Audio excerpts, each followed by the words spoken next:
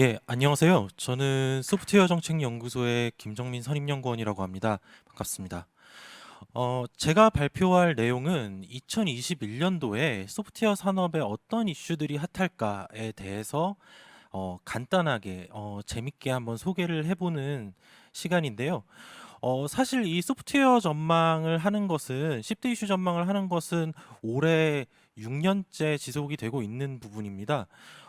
매년 여러 가지 피드백들이 있었고 그 피드백들을 말미암아 저희가 이제 자산으로 삼아가지고 매번 좀 더 객관적이고 좀 더 공정한 그런 이슈를 선정하려고 노력을 하고 있으니까요. 올해도 재미있게 봐주셨으면 좋겠습니다.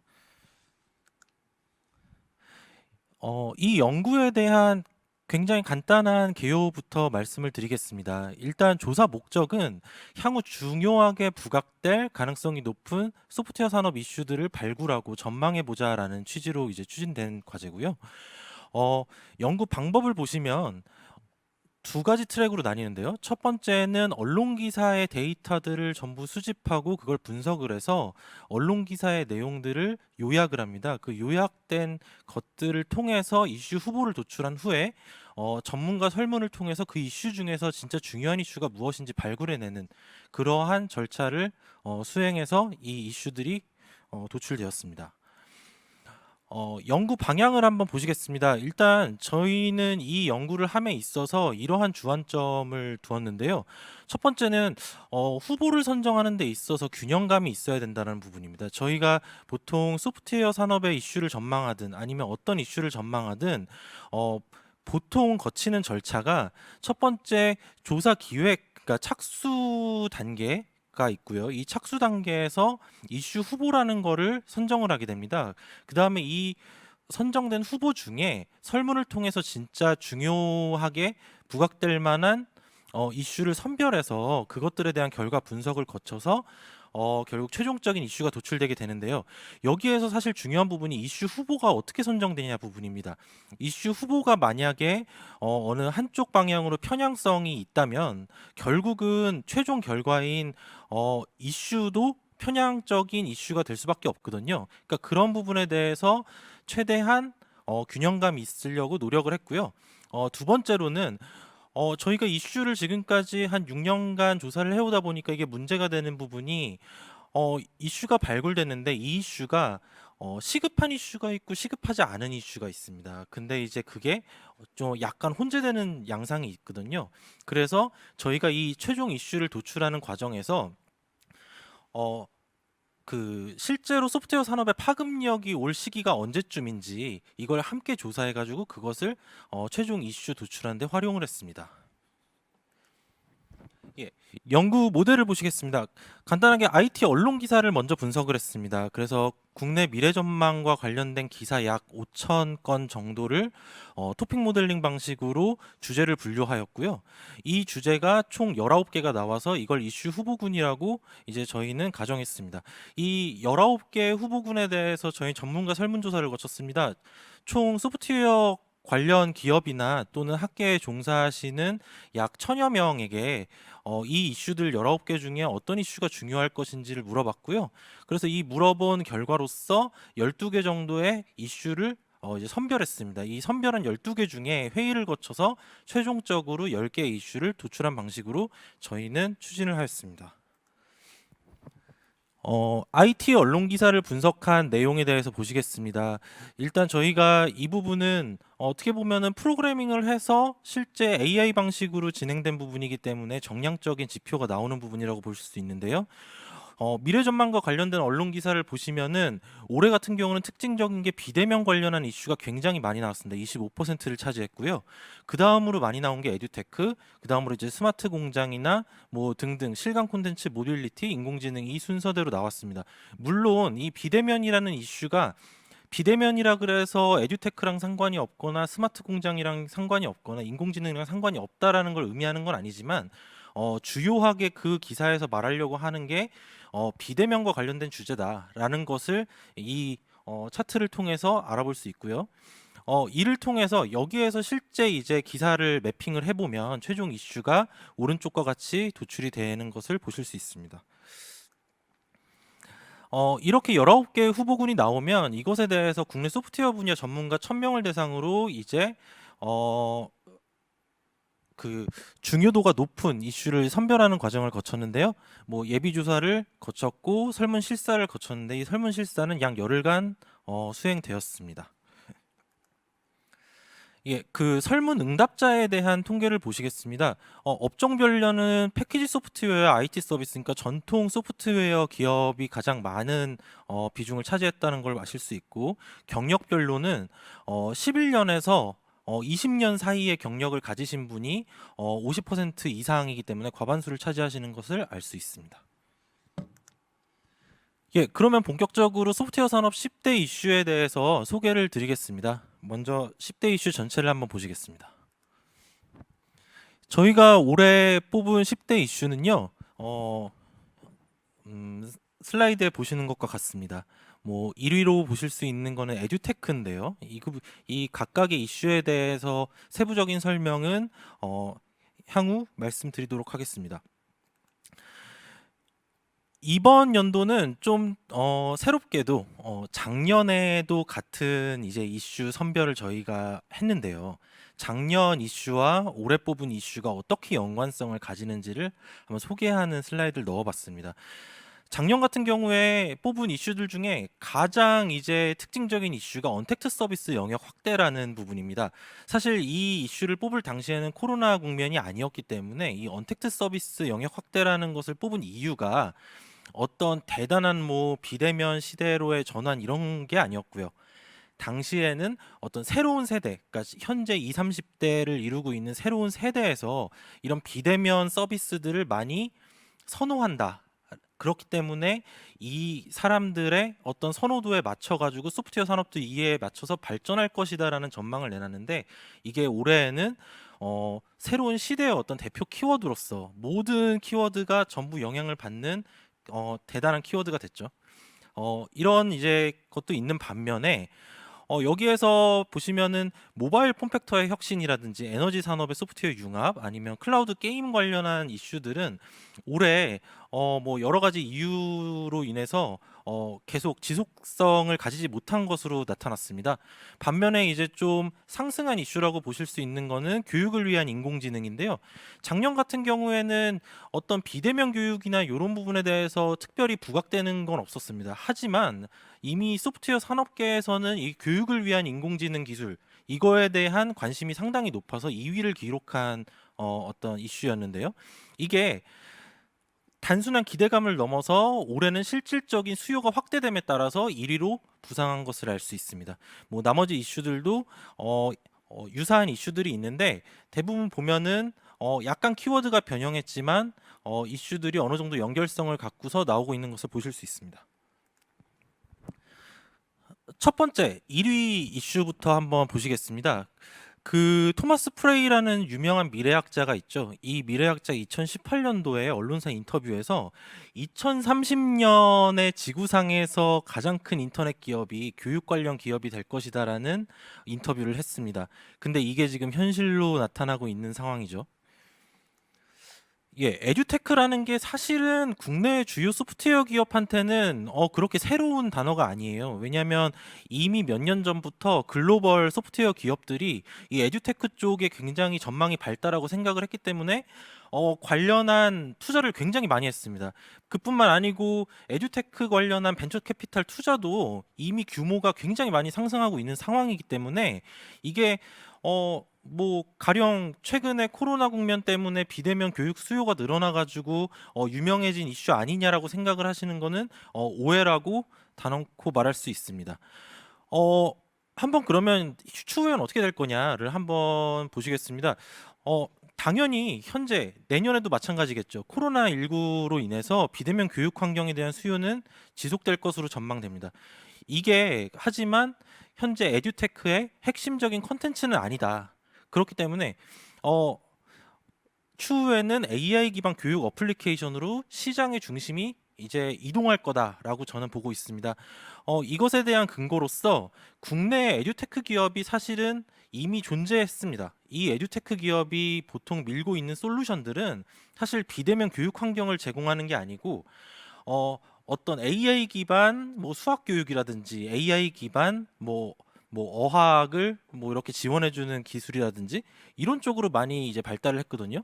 근데 여기에서 좀 흥미로운 부분은 2019년 말에 AI 국가 전략이 나왔는데 이 국가 전략 안에 초중고 교육 전략을 보시면요. 지금 이 슬라이드로서는 오른쪽 하단이 되겠네요.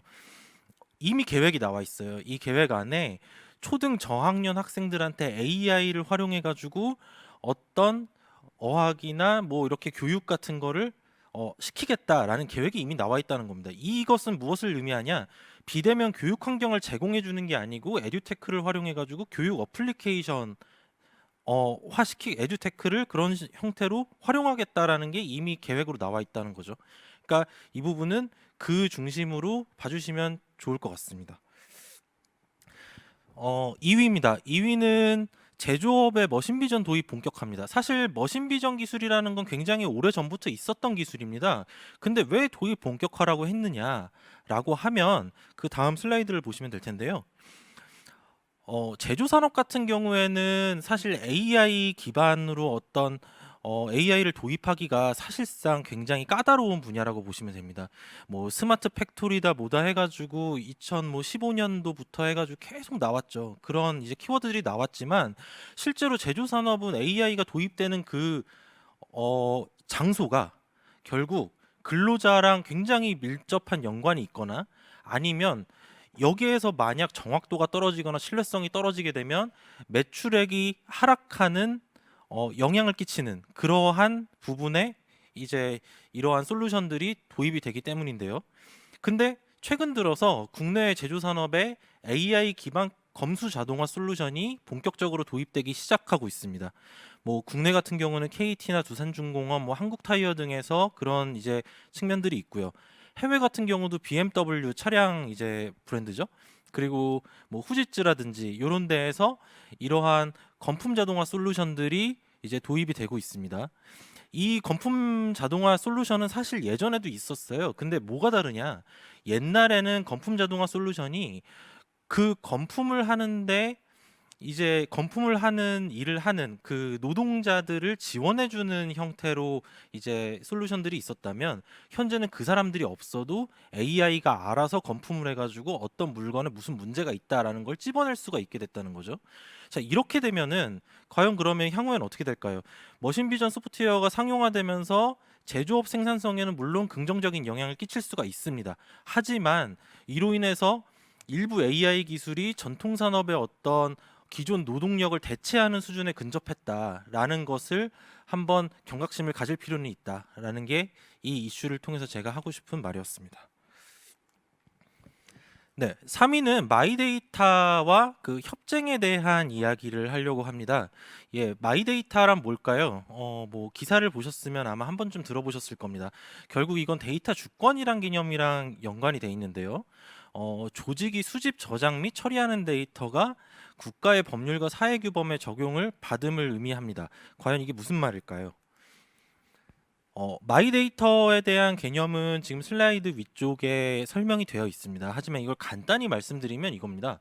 그러니까 지금까지는 어떤 기업이 어떤 분야에 진출을 해가지고 그 분야에서 고객들을 많이 끌어모았습니다. 그래서 독점 기업이 됐어요. 그럼 그 독점 기업이 데이터들을 많이 가질 수가 있겠죠. 고객 데이터들을. 그럼 그 데이터를 가지고 새로운 서비스들을 좀 더 공격적으로 할 수 있는 여건이 마련이 됐었던 겁니다. 그러다 보니까 그 고객 데이터가 쌓이지 않는 나머지 기업들은 후발주자들은 아무리 좋은 아이디어가 있어도 고객 데이터가 없기 때문에 그 독점 기업을 이기기가 상당히 힘든 그런 한계가 존재했던 거예요. 근데 이 데이터는 결국은 개인 정보거든요. 이 개인 정보가 개인이 관리해서 이 기업한테 내 정보를 주겠어라고 개인이 선택할 수 있는 권리가 이제 보장이 된다. 그래서 마이데이터라는 개념이 이런 개념이다라고 보시면 되겠습니다. 이렇게 되면 어떤 부분이 바뀔 거라고 예상을 해볼 수 있을까요? 일단 데이터의 관리 권한이 어떤 독점 기업이 아니고 개인으로 변화되기 때문에 분야별 선점 기업들, 그러니까 독점 기업들의 독점 완화가 기대가 됩니다. 이렇게 되면 그동안은 어떤 기업이 데이터를 먼저 수집을 하면 그 수집한 기업에 의해서 서비스가 좌지우지됐었는데, 이제 새로운 스타트업이 들어가더라도 본인의 서비스가 고객들한테 어필이 된다면 데이터가 서로 협력 관계 속에서 그 어필이 된 서비스를 시도해 볼 수 있는 기회가 창출될 것이다 라고 말씀드리고 싶습니다. 예, 네 번째는 데이터 뉴딜 기대감 증가입니다.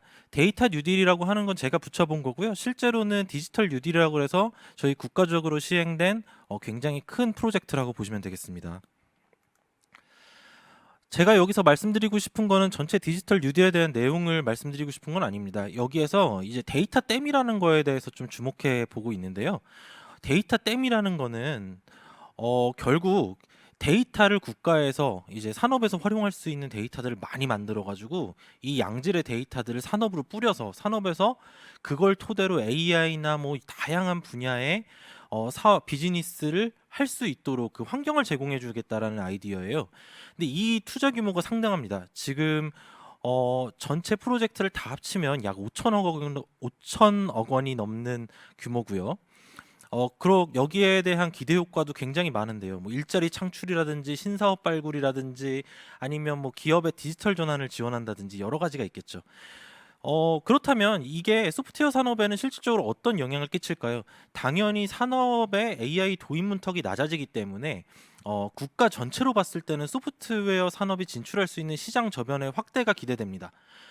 그런데 이 이슈는 여러 해 지켜봐야 되는 이슈라고 생각해요. 왜냐하면 이 오른쪽 하단 슬라이드를 보시면은 기계학습 프로젝트 작업에서 소요 시간을 한번 보실 수가 있어요. 보시면은 전체 프로젝트 소요 시간 중에 80%가 데이터 처리랑 가공에 소요되는 게 현실이거든요. 실제로 양질의 데이터를 만드는 게 이만큼 힘들다는 겁니다. 지금 MS나 구글 같은 굉장히 유명한 글로벌 기업에서 5년 이상 관리하고 있는 데이터 풀도 지금 라벨링 정확도가 83%, 43% 정도 수준이에요. 근데 올해 예를 들어서 이렇게 대대적으로 이 사업을 했을 때 나중에 만약에 계속 이게 지속되지 않고 데이터 품질 관리가 정체되는 경우에는 고인댐이 될 수가 있다라는 문제가 있어요. 그렇기 때문에 이 이슈는 사실 이 이슈 자체로도 가치가 있지만 이후에 지속적으로 이 정도 투자를 이끌어내는 게 관건이다라고 저희는 보고 있습니다. 예, 5위는 이 지능형 협동 로봇에 대한 부분입니다. 이 협동 로봇이 뭐냐? 결국 그 저희 공정에 보시면은 여러 가지 산업용 로봇들이 이미 있어요. 근데 이 로봇들은 움직이지 못하는 것들이 많습니다. 그 자리에 있고 구입하면 구입한 대로 그냥 구동을 시켜야 되는 로봇들인데, 이 협동 로봇은 그렇지가 않습니다. 이것은 자유자재로 움직이고 재프로그램이 가능한 로봇을 뜻합니다. 자세한 거는 그 다음 슬라이드에서 보시겠습니다. 갑자기 협동 로봇이라는 개념이 왜 이슈가 됐을까요? 사실 이거는 국내 공장의 실정 때문에 그렇습니다. 국내 공장 같은 경우는 비대면 사각지대로 여러 차례 언론에서 지적이 됐습니다. 저희가 뭐 재택근무를 지원한다느니 뭐 여러 가지 이제 비대면 산업으로서의 전환에 대해서 이야기를 하고 있는 국면인데도 불구하고 실제 중소공장들은 이러한 여건이 안 됩니다. 왜냐하면 생산 라인 안에 노동자가 반드시 필요하기 때문에 이 노동자가 없어지면 생산 라인이 돌아갈 수가 없는 게 현실이기 때문이거든요. 그러면 여기에 그러면 산업용 로봇들을 더 확충하면 되지 않느냐라고 생각하실 수 있어요. 하지만 산업용 로봇들은 도입 비용이 상당히 큽니다. 그러다 보니까 중소 이제 공장 같은 경우는 이거를 도입하는데 현실적으로 힘든 게 사실인 거죠. 여기에서 협동 로봇이라는 게 나오는데, 이 협동 로봇은 몇 가지 장점이 있습니다. 한 가지는 산업용 로봇에 비하면 도입 비용이 낮습니다. 그리고 두 번째 이제 중요한 부분인데, 이 로봇은 각자 노동자들의 역할에 대해서 프로그래밍을 하게 되면은 그 프로그래밍 한 내용이 바로 그 로봇에 적용이 되기 때문에, 예를 들어 어떤 근로자가 오늘 재택근무를 하고 싶다라고 했을 때 그 근로자의 역할을 이 로봇에 주입을 시키면 이 로봇이 어느 정도는 대체할 수 있다는 거죠. 그런 측면에서 이제 가치가 있고요. 이런 협동 로봇은 최근 들어가지고 AI 기술 도입이 되고 있습니다. 그래서 좀 더 지능적으로 변화하고 있고요. 그렇기 때문에 소프트웨어 기업에서도 적극적인 시장 진출이 기대되는 상황입니다. 예, 6위는 말 그대로 이슈입니다. 원격 의료의 찬반이 과열되고 있다라는 부분인데요. 어떤 부분이 문제가 되느냐에 대해서 한번 집중을 해봤습니다. 원격 의료가 소프트웨어 산업하고 연결이 되는 본질이 뭘까요? 본질은 결국 의료 서비스의 주체, 주도권이 어디에 있느냐, 요 부분입니다. 국내 의료법을 보시면요, 원격 의료의 주체와 수혜자가 모두 의료인에 한정되어 있는 게 사실입니다. 그러다 보니까 가령 소프트웨어 기업이 어떤 의료 산업, 의료 플랫폼 산업을 이제 그 비즈니스를 하려고 해요. 하려고 할 때 이것을 하려면 본인이 의료업으로 등록을 해야 되는데 소프트웨어 기업은 의료인이 아니기 때문에 등록을 할 수가 없는 거죠. 그러니까 무조건 의사만이 원격 의료를 할 수가 있고 그 수혜를 받는 것도 의료인이어야 되는 게 현재 상황입니다. 미국 같은 경우는 좀 다릅니다. 미국은 수혜자가 다양하고 주체가 불분명하게 명시가 돼 있어요. 그러다 보니까 미국 같은 경우는 유연하게 요즘 같은 비대면 시대에 원격 의료가 많이 이제 퍼지게 되는 거죠. 이게 소프트웨어 산업엔 결국 어떻게 되냐면 소프트웨어 기업 같은 경우는 뭐 디지털 헬스케어라든지 아니면 의료 플랫폼 시장 형성을 굉장히 염원하고 있는 상황인데 국내에선 지금 이 기준이 바뀌지 않기 때문에 이런 것들이 지금 계속 막히고 있어서 해외로 지금 유출되고 있는 상황입니다. 그럼에도 불구하고 이게 이슈로서 바라볼 수 있는 것은 원격 의료의 규제 완화가 사실은 글로벌적으로는 현재 추세예요. 그래서 우리나라의 정부도 이거에 대해서 지금 탄력을 받을 수밖에 없는 상황이고 거기에 지금 정부는 작년부터 규제 자유 특구라는 걸 지정해 가지고 강원도에서 이 원격 의료에 대해서 실험을 어느 정도 해보고 있습니다. 이런 것들이 지금 현재 추진이 되고 있기 때문에 이게 만약에 내년에 되든 안 되든 디지털 헬스케어 분야에서는 국내 기업의 내주 시장 진출 기대가 계속될 거다라고 저희는 보고 있습니다. 예, 7위입니다. 7위는 핀테크 친화적 금융체계 개편입니다. 이게 뭘까요? 한번 다음 슬라이드에서 보시겠습니다.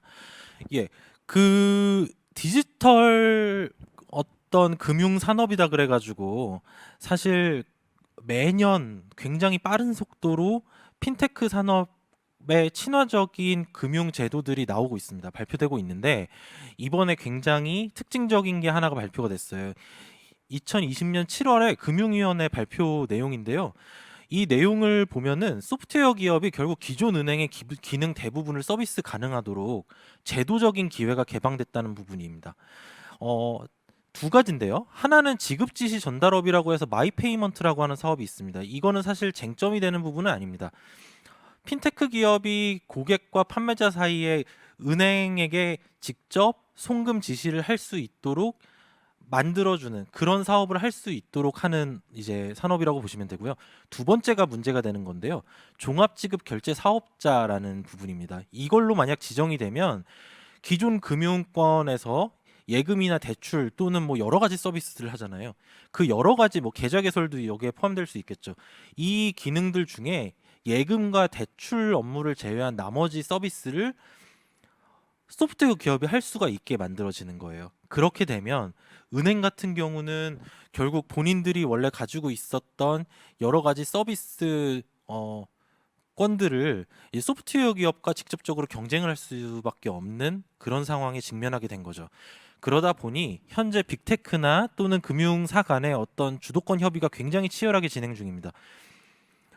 여기에서 당연히 이제 생각해 볼 수 있는 건 기존 금융권이 저항이 심하겠죠. 그러다 보니까 1번 그러니까 마이페이먼트 같은 경우는 큰 무리 없이 진행이 되겠지만 종합지급 결제 사업자 관련한 제도 시행은 아마 내년까지도 계속 쟁점이 될 전망입니다. 예, 8위입니다. 8위는 딥텍트에 대한 내용인데요. 다음 슬라이드로 설명을 드리겠습니다. 예, 전통 산업 같은 경우에는 익숙한 방식의 혁신을 필요로 합니다. 가령 기존의 전통 산업 뭐 예를 들어 피자 가게라고 해보죠. 그럼 피자 가게에서 뭐 인공지능을 도입한다라고 하면 뭔가 우리나라가 인공지능이 굉장히 유명하다고 하는데 우리도 해봐야 되는 거 아니야? 그러면 어디에 적용할지에 대해서 구체적인 그 계획도 없이 일단 아무데나 적용을 해보기 시작하는 거죠. 그러면 결국 성공의 어떤 명확한 목표가 없기 때문에 실패하는 경우가 많았어요. 근데 이 딥텍트라는 건 뭐냐면 기존 산업의 어떤 주요한 업태는 그대로 유지하되 여기에서 명확하게 좀 더 본인들 사업에 도움이 되는 고객들과의 접점을 강화하자는 차원에서 언택트 기술을 한번 활용해 보자라는 목표를 부여하는 개념이라고 보시면 됩니다. 그러다 보니까 이 목표 수립이 결국은 전통 기업의 소프트웨어 기술 도입의 진입 장벽을 낮출 수밖에 없겠죠. 그러다 보니 소프트웨어 산업의 먹거리가 장기적으로 늘어날 것이다라고 예측을 하는 그러한 이슈라고 보시면 되겠습니다. 예, 9위는 실감 콘텐츠 관련한 부분입니다. OTT라는 말을 많이 들어보셨을 겁니다. 사실 뭐 유튜브 아니면 뭐 넷플릭스 많은 사람이 보시고 계실 텐데요. 이런 서비스들이 사실 다 우리나라 서비스들이 아니죠. 그러다 보니까 우리나라 미디어 시장에서는 이 국내 컨텐츠 경쟁력을 어떻게 높일 것이냐에 대한 시름이 깊어요. 근데 이거를 어떻게 경쟁력을 확보할 것이냐라는 거에 대해서 크게 두 가지 정도를 추진하고 있는데, 첫 번째가 실감 콘텐츠를 한번 개발해 가지고 해외에 있는 콘텐츠보다 좀 더 경쟁력을 높여보자라는 부분이 있고, 두 번째는 이러한 OTT 플랫폼에 AI 기술을 도입해서 좀 더 사용자 편의성을 높여보자라는 부분, 이렇게 두 가지 정도로 추진이 되고 있다고 보시면 되는데요.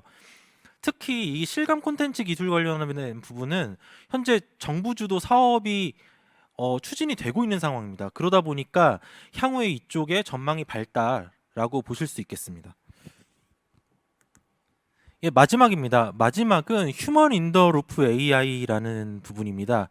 좀 생소한 내용일 수 있는데요. 한번 보시겠습니다. 예, 이것은 이제 본질적인 물음부터 시작되는 이슈라고 보시면 됩니다.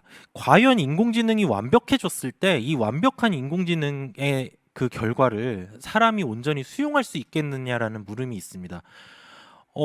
인공지능이 낸 결과를 사람이 과연 신뢰를 할 수 있을까요? 신뢰를 하게 만들면 된다라는 개념이 이제 설명 가능한 인공지능이란 개념이에요. 그래서 사람에게 인공지능이 낸 산출물에 대한 결과를 좀 더 합리적으로 설득시킬 수 있는 증거를 제공해 주다라는 게 설명 가능한 인공지능이라는 개념이고요.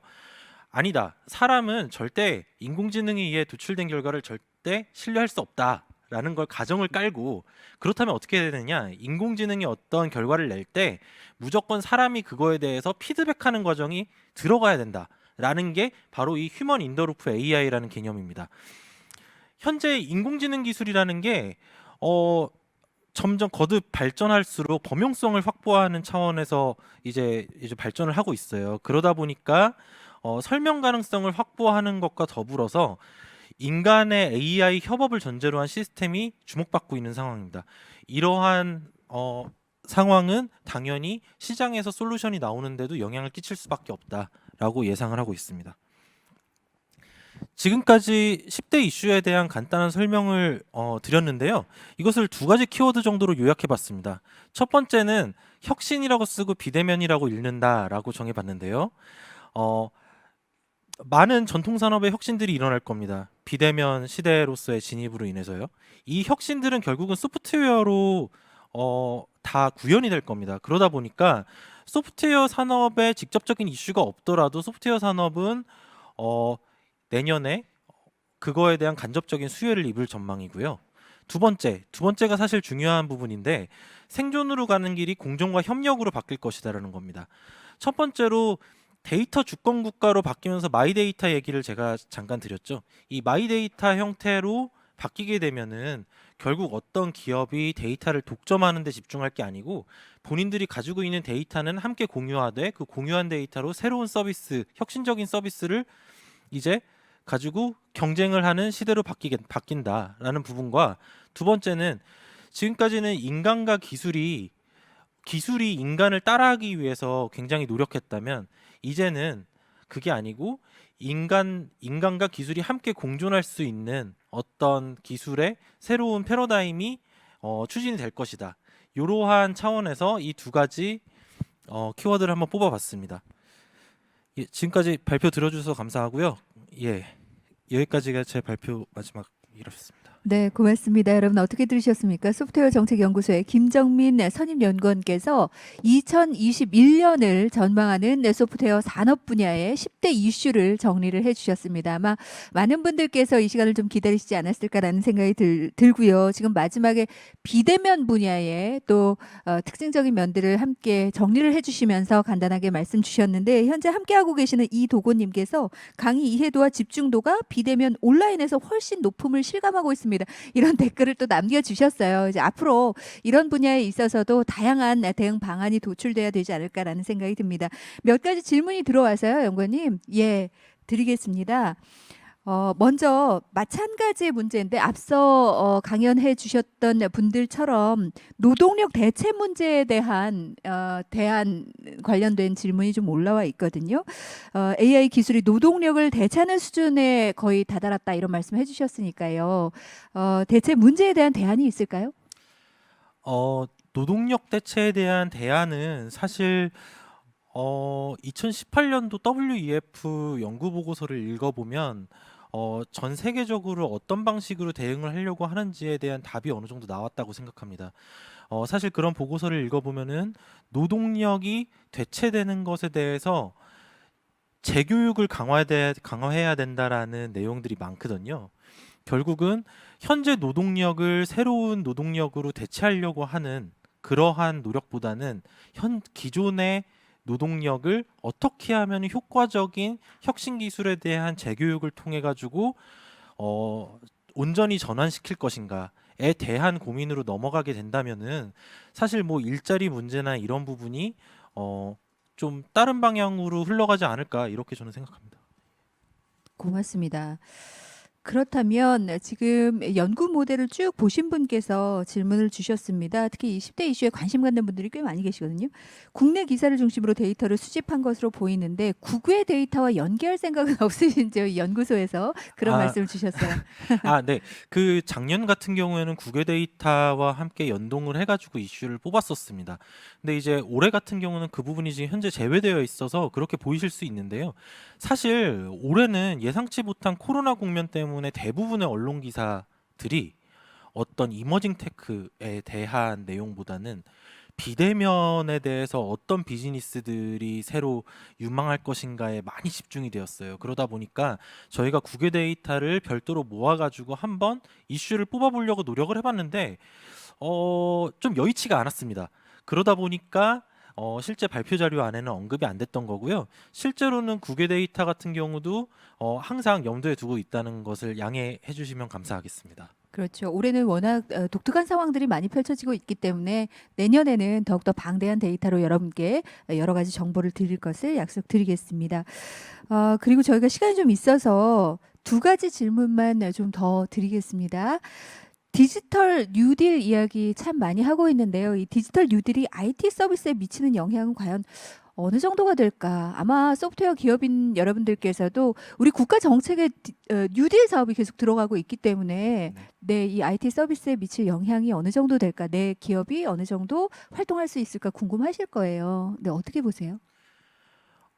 단순히 지원 사업의 그 측면으로 본다면은 어, 제가 분석하기론 그렇습니다. 디지털 뉴딜이라는 건 굉장히 큰 개념이고요. 그 중에 데이터 뉴딜의 관점에서만 본다면 결국 양질의 데이터를 국가에서 대신 만들어주겠다라는 차원이 큰 거거든요. 그러다 보니까 실제로 기업에서 그 데이터들이 어떤 것들이 있고 이 데이터들 가지고 어떤 서비스를 본인의 비즈니스에 적용할 수 있느냐에 대해서 심도 있게 논의를 해볼 수만 있다면 그런 부분에 어떻게 보면 우리나라 안에서는 적어도 한시적으로는 블루 오션이 될 수 있을 거라고 생각합니다.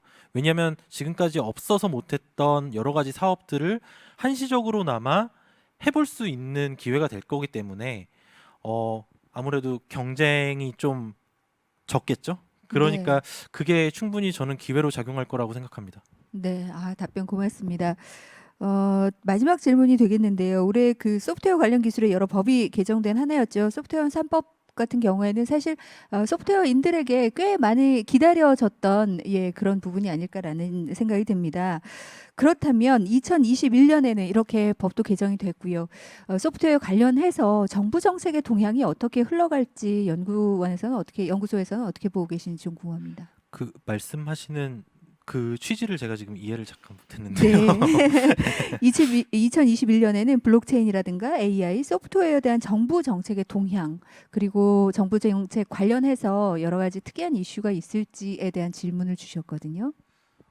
사실 관련해서는 너무 큰 개념이라서 제가 네. 이 자리에서 답변 드리는 것보다는 저희 소프트웨어 정책연구소 홈페이지에 정책 연구 내용들을 보시면은 네네. 트렌드를 파악하실 수 있지 않을까라고 조심스레 제가 답변을 드릴 수밖에 없을 것 같습니다. 고맙습니다. 어려운 답변까지 여러분 함께 들어보셨습니다. 함께 해주신 김정민 선임연구원님 진심으로 고맙습니다. 감사합니다.